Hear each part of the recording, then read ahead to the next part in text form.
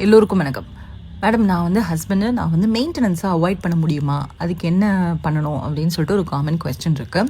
The moment நீங்கள் கல்யாணம் ஆன உடனே உங்கள் ஒய்ஃப் மெயின்டெனன்ஸ்க்கும் அலிமோனிக்கும் என்டைட்டில் ஆகிடுவாங்க.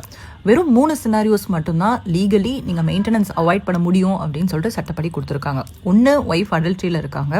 இன்னொன்று, உங்களை விட்டு காரணமே இல்லாமல் விலகி இருக்காங்க. 3வது, நீங்கள் 2 பேரும் மியூச்சுவலாக பிரிஞ்சிருக்கீங்க. இந்த 3த்தையுமே நம்ம ப்ராப்பராக எவிடன்ஸ் காமிச்சு அதுக்கப்புறம் ப்ரூவ் பண்ணால் மட்டும்தான் மெயின்டெனன்ஸ் அவாய்ட் பண்ண முடியும். 90% ஆஃப் த கேசஸில் மெயின்டெனன்ஸ் அவாய்ட் பண்ண முடியாது. பட் குவான்டம் ஆஃப் மெயின்டெனன்ஸ்க்கு ஆர்கியூ பண்ண முடியும். லென்த் ஆஃப் த மேரேஜ், அவங்களோட காண்டக்ட்.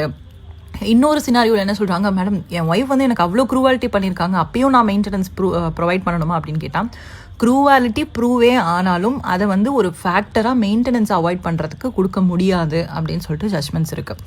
பட் சில சினாரியோஸில் மெயின்டெனன்ஸ் கொடுக்காமையும் விட்டுருக்காங்க. ரீசெண்டாக மெட்ராஸ் ஹைகோர்ட்டில் ஒய்ஃபுக்கு சஃபிஷியன்ட் இன்கம் இருக்குது, இம்மூவபிள் ப்ராப்பர்ட்டிஸ் இருக்குது, அதுலேருந்து இன்கம் இருக்குது. இந்த மாதிரி சுச்சுவேஷனில் மெயின்டெனன்ஸ் கொடுக்க முடியாதுன்னு சொல்லிட்டு டினை பண்ணியிருக்காங்க. இன்னொன்று ஒய்ஃப் ஐடியலாக இருக்காங்க, for the purpose of maintenance வேலையை விடுறாங்க அப்படின்னு சொல்லிட்டு கூட நிறைய கேசஸில் மெயின்டெனன்ஸ் அவாய்ட் பண்ணியிருக்காங்க.